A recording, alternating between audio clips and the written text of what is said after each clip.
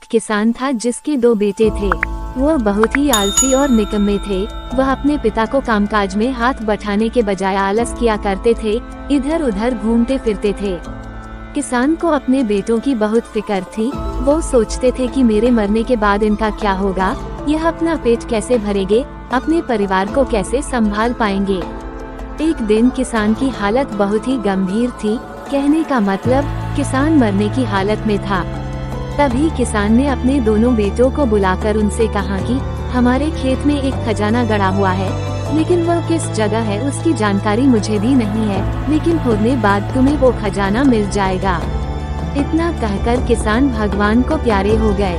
खजाने की खबर सुनकर दोनों बेटों के मन में लालच आ गया और वो दोनों खेत पर चले गए और खेत को खोदने लगे। खजाने के लालच में कुछ ही दिनों में पूरे खेत को खोदने के बाद वह घर जाकर बैठ गए और वह अपने पिता को कोसने लगे। इसी तरह कुछ महीने बीत गए और वर्षा ऋतु का आगमन हुआ। किसान के बेटों के पास पेट भरने के लिए सिर्फ एक ही जरिया था, वो है खेती। तब बाकी किसानों की तरह किसान के बेटों ने खेत में बीज बोने शुरू कर दिए। वर्षा का पानी पाकर वह बीज अंकुरित हुए और देखते ही देखते खेत लहराने लगे। ऐसा लग रहा था कि हवा के झोंके से लहरा रहा था। ये देखकर किसान के बेटे बहुत खुश हो गए। उनको समझ आ गया कि परिश्रम ही सच्चा धन होता है और वो उसी तरह से अपने पिता के शब्दों का मोल भी समझ गए और अपने कामकाज में लग गए। एक बड़ा ही धनवान आदमी एक गांव में रहता था। जैसे कि ज्यादातर पैसे वालों को होता है, इस धनवान सेठ को भी अपने पैसों का घमंड था। वह जिस गांव में रहता था वहां पर ज्यादातर लोग किसान थे। इन सभी किसानों के पास जितनी जमीन थी उससे कई गुना ज्यादा जमीन इस सेठ के पास थी। कई गरीब किसान तो इसके लिए इसके खेतों में काम करते थे। इसी गांव में मोहन नाम का एक बड़ा ही मेहनती और सच्चा किसान रहा करता था। मोहन का परिवार थोड़ा बड़ा था। उसके परिवार में उसके बूढ़े माँ बाप, पत्नी और 3 बच्चे थे जो अभी काफी छोटे थे। मोहन के पास ज्यादा जमीन नहीं थी, लेकिन जितनी भी थी उसमें वो बड़ी मेहनत करता और अपने परिवार का पेट पालने लायक अनाज उगा लेता था। बाकी के किसान भी ये देखकर हैरान रह जाते कि कोई कैसे इतनी सी जमीन में इतना ज्यादा फसल उगा सकता है।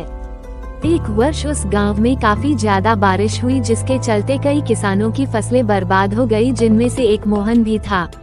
अब मोहन धर्म संकट में पड़ गया, क्योंकि उसके परिवार में उसके अलावा कोई और कमाने वाला था नहीं और अपने परिवार को भूखा मरते हुए वो देख नहीं सकता था। वह जानता था कि इस गांव में अगर कोई उसकी मदद कर सकता है तो वह वही घमंडी सेठ है जिसने गांव के कई अन्य गरीब किसानों को या तो कर्जा दिया है या तो अपने यहाँ काम पर रखा हुआ है। हाथ पर हाथ धरे बैठे रहने के बजाय उसने इस सेठ के पास जाने का फैसला किया और एक दिन उनके पास पहुँच गया। सेठ के पास पहुंचकर मोहन बोला, सेठ जी आपकी बहुत मेहरबानी होगी अगर आप मुझे थोड़ा सा कर्जा दे जिससे मैं अपने खेतों में फिर से कोई फसल उगा सकूं, या फिर आप मुझे अपने यहाँ नौकरी दे ताकि मेरे परिवार को 2 वक्त का खाना मिल सके।